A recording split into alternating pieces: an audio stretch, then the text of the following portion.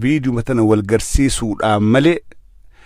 أكون مان اتهمنوا أكيد دبة هدونا مريبا أو فيديو راتو خنا قدا راجر ورين أبليكي ورين ناجي ديموتو نما أورمورتي وان كان راوتشي ساد أجرا جتشو لبونا ما تقول لا نمو أكا خيناتو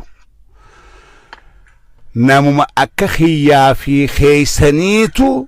أو فيديو فوتي أجيفتي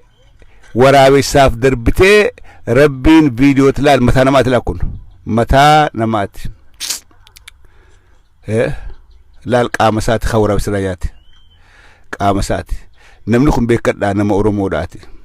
نملكم يكتو كل دلغيتي بيت اورمو تو قفاني او بيدون كن غدا جرت اورمو تو قفان او بيديون كن غدا جرت فيديو خنا ولي شير غدا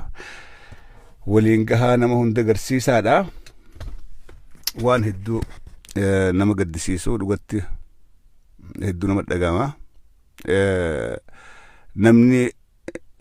ilma nama diina fidhaa ta'u nama tokko eega qabdee harka galfattee osoo waan feetiin adabuu dandeessu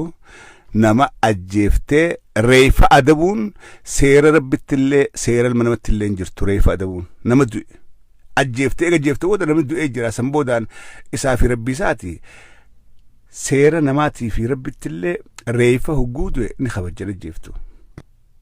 akkanan gootu reefa torchin gootu opinion jira oromoodhaati miti reefa oromooti torchi godhaa jirti jira keenya meelaala jira oromoodhaati miti khadu es durambo cafaqanii tumanii ajjeesan eega du'e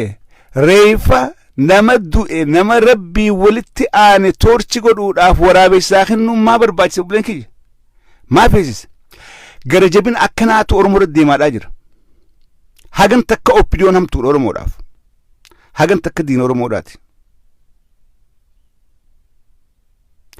mee opinion harargeedha bakka buunee badhaadhina gadhaamne tan summee eessa jirtan mee eessa jirtan where are you guys warreen bakka bu'oota harargeedhaaf gootan ummata harargeedhaan qofaa quuqamaaf nu dubbataaf harargeen badhaadhina warreen tan summee eessa jirtan where are you now mee eessa jirtan yeroo gara jabinni akkana harargee keessa raawwatu obleyan diinummaan kanaa olii nafne diinummaan kanaa olii hinafne tun fiixee diinummaadhaati irra fiixee diinummaadhaati reefa nama du'e akka warrin awwaallanne akka maatiin hin awwaallanne waraabessaaf halkan gurraacha geessanii darbuun fiixee gara jabinaa kanaa achitti wanni hafe takka illee hin jirtu opinions waan silaa gootu hunda godhaa jirti wanni isniimu opinion kana godhaa jira gujennu abiitu walaachuudhaa miti abii achi dhaqee nama jeesee waraabessaan kennin abiyyii miti bakka bu'oota abii kan ganda keessa kaayatti ka kutaa harargeedhaa gamaa fi gamana baafii dhee keessa jiru warreen dirqama isaa ummata irratti fi'aa jiruutu ummata kana jeessa opinion isin ajjeefte ta gurbaa kana ajjeefte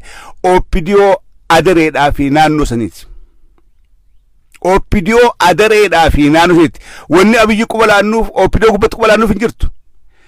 yoo dhugaa orummaadhaa quwamtan bakkirraa gumaa galfachuu qabdan opinion ollaa keessan jirturraa walitti hin deebi'e waan kana yoo adabdan opinion qeeteeti yoo adabde